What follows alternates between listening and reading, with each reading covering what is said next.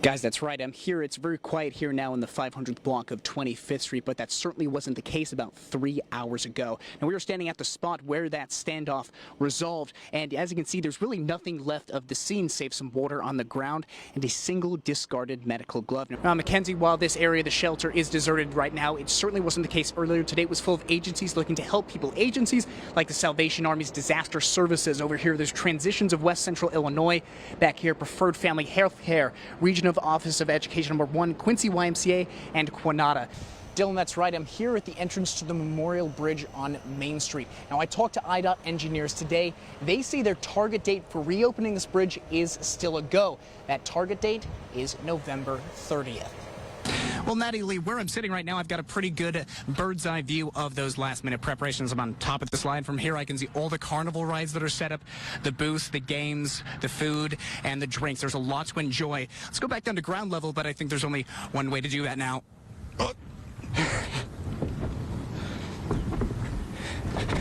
That was a ton of fun. It's been a long time since I got to do that. Now, there's a lot more than the slide to enjoy out here. For more on that, let's go right to the grand night here at the Knights of Columbus Barbecue. Mr. Tom Moss, how are you today, sir? Doing good. Quincy Central Services Director Kevin McLean. Kevin, how are you this afternoon? Fine, thank you. How you doing? Good. So, Kevin, if people still have branches and limbs in their yards, what should they do? Main thing is just get them out to the curb. Perfect. And if no one picks up, what should they do? If no one picks up there, just give us a call back and we'll get back to it. Excellent. Tell me a little bit about what your crews have been doing today. Where have been some of kind of the trouble spots that you guys have seen? Okay. We got most of the big stuff all picked up yesterday. Perfect. Just as people start calling them in, you'll start picking that up. You said Wednesday or Thursday. Yep, that's correct. Much to the relief of the assembled crowd, Jason McAtee emerged from his silver Hyundai and surrendered to the multitude of law enforcement officers around 7:15 p.m. They did a great job of what looks like negotiating with him, and then we were all calm because it looked like it was very organized. They knew what they were doing. On scene since 2:30 p.m., QBD says while negotiators did manage to establish contact with McAtee at first, he then stopped responding. Just before 6:30 p.m., officers moved an armored personnel carrier into position, blocking McAtee in and leaving him nowhere to go. With everyone in position, officers began the process of forcing him out of the car. It was nerve-wracking, especially because the sounds, we didn't know if they were gunshots or if they were, if it was gas or what they were doing.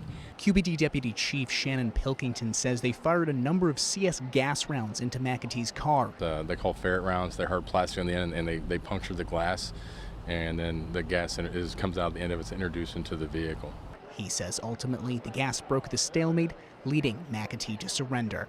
Pilkington says he wants to thank the other agencies for helping resolve a tense situation with no injuries. We all work together. We are a small community. We have to rely on each other. And you see everybody kicked in something today and got this resolved. He told me he would kill me, and I was never going to see my kids and my mom in them again. Tabitha Campbell says her nightmare started on July 17th when she went to Mason's room, Unit 124. She says after they got into a fight over her not wanting to move out of town with him, he hit her, tied her up, and sexually assaulted her. He's a devil. He's a devil, and he should not be out on the street. He shouldn't be.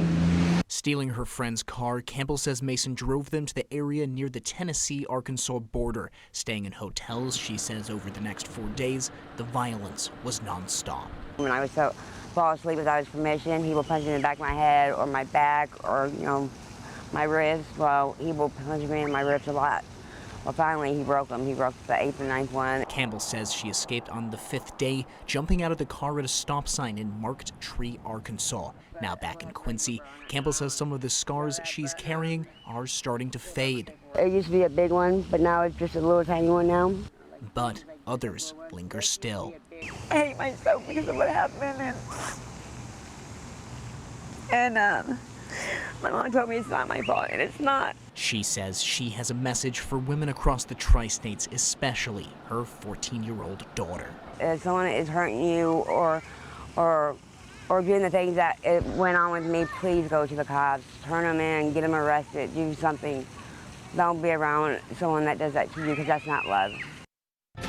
Daniel, let's break down some data. According to an analysis of the latest CDC data, the obesity rate for American adults between 2017 and 2020 stands at 41.9%. That's a 37% increase from 1999 to 2000. But behind those numbers are people, some of whom you know and love. Living with obesity is hard. It's not just on your body, but on your mind. Whether it's making her coffee or taking care of her 3 kids, Andrea Turek says she's a perfectionist. She says that comes from feeling judged by others because of her size. I was so embarrassed or ashamed of my weight, my body, how I was presenting myself. Turek says she had been overweight most of her adult life, but 3 years ago, she knew she had to make a change. When I first started in the bariatric program, Blessings Bariatric Program, in January of 2020, I was roughly 325 pounds. She says the weight kept her from living the life she wanted.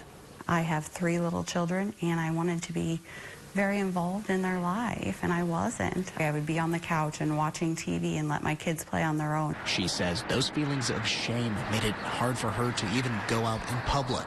I would go to my daughter's ball games, and I would be sitting there, and I remember feeling like I needed to sit back farther away from people. And I'm not an expert by any means. I'm kind of self-taught. Meredith Humphrey says she understands that feeling. Just wasn't comfortable in my own skin, let alone to be around other people. She says her moment of realization came after a set of family pictures in 2020. And every single picture I hated. They all looked terrible. Local medical experts say the struggle is more common now than ever. Not just in America, throughout the world, obesity is getting worse for a variety of different reasons. They say it's just as hard to point to a single solution. Once someone gets to at least 100 pounds overweight, they only have a 5% chance of success using diet and exercise alone. Turek says she struggled for years to get her weight down. I would diet, I would lose weight, and then I'd put it back on and even gain more. Dr. Montrish says we need to view obesity for what it is, a medical disease. We would never ask a cancer patient to go it alone and try to treat their disease by themselves. So why are we asking obese individuals to treat their obesity alone? She says there is a stigma keeping people from the help they need. Society sees it as just poor choices and poor eating habits and not exercising enough. And so it does take them a little while to come in to see us. With the help of a medically managed weight loss program, Humphrey lost 104 pounds. I look back at pictures and I'm like, who is that person? Like, I don't even recognize myself. With surgical intervention, Turek lost about 175 pounds. And my confidence level has changed. I'm happier, I'm more confident, I'm more outgoing. She says that's not the only change she's noticed. The perception and the way people treat you is very different. It truly is. Even simple things as people holding doors open and stuff like that. That didn't happen. I didn't matter as much. If you struggle with obesity and think you need medical help, there are resources available locally.